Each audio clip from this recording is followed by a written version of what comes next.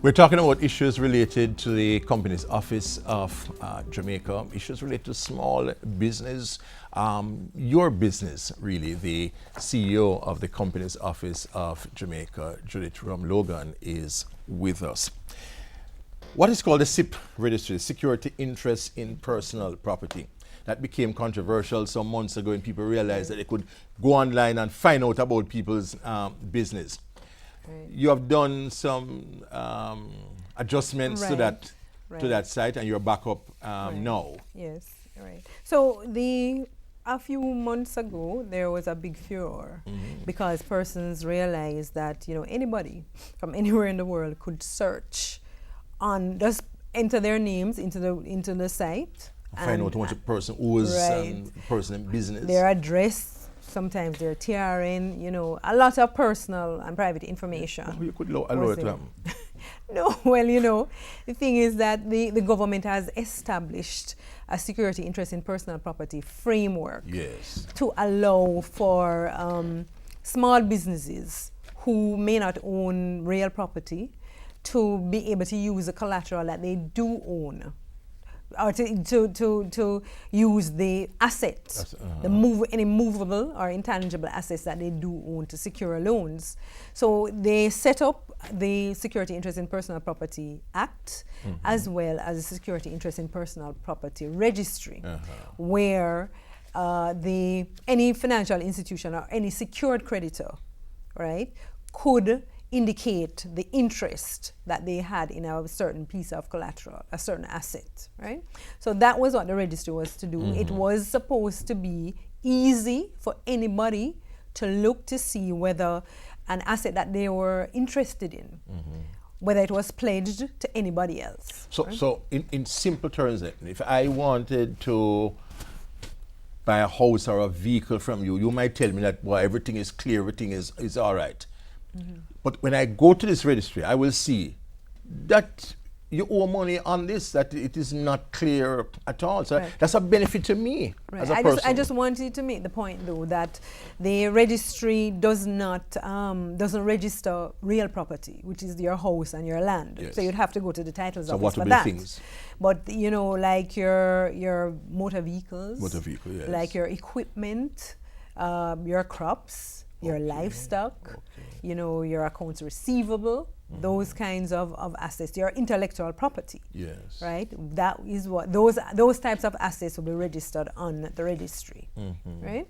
So the rationale for the registry and it being so open is that anybody, not only banks or financial institutions, but anybody could go to see whether an asset that they were interested in, whether it had been pledged to somebody else.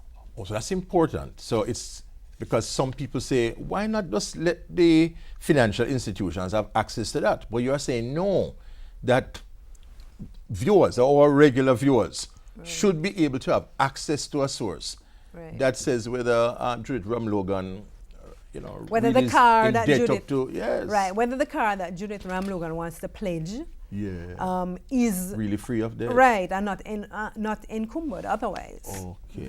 So that is why that was a rationale for the easy access to the registry. And what are the changes which have been made now? Well, the changes we have limited. First of all, to be able to search, you have to put in there. We collect certain information on the searcher.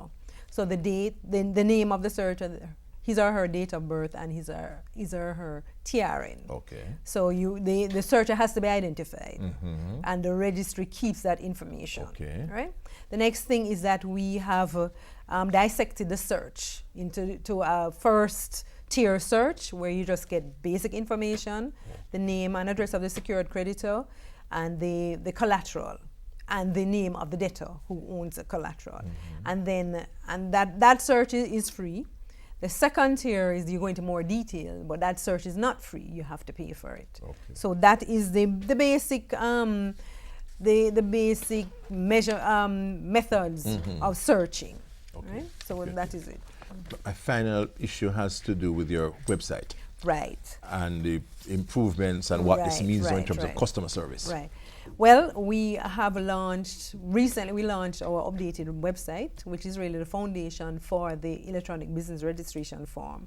If you will recall, in January 2014, we launched the business registration form, which allows through one portal for companies and business names to be registered with all other stakeholder agencies involved or charged with the responsibility to regulate startups. So you come to the COG, and when you put in your application to be registered as a company or a business name, and when we issue that registration certificate, you're also registered with tax, with NIS, with NHT, and HART. So it's a one-stop shop. Okay. So the electronic business but that form is manual. So the electronic business registration now is to take everything online, right? So but our website is a foundation for the electronic business registration form. We have, however, are able to offer certain online services. One of them is name approval. You can apply to have your name approved, right, before you come physically with your documents, right? You can also apply for certain letters of good standing, letters of confirmation. You can apply for those online. You can apply for certified copies of documents online, and we will courier them to you wherever you are in the world. You can track documents. So instead of calling us, you can just go online and track your document to see where in the registration process it is. We also have something called a filing watch. If you want to know if a document has been filed or when it will be when it is filed, we can do that. Right? So we have several new features.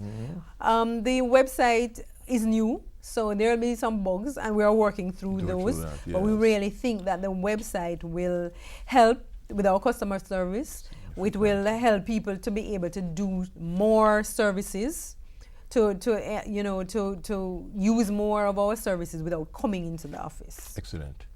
So improved customer service overall, and the amnesty for the filing of annual returns. That amnesty has been extended throughout the month of July. Significant benefits attached to that. Next week we'll be back. Until then, Ian Boyd wishing you a pleasant day.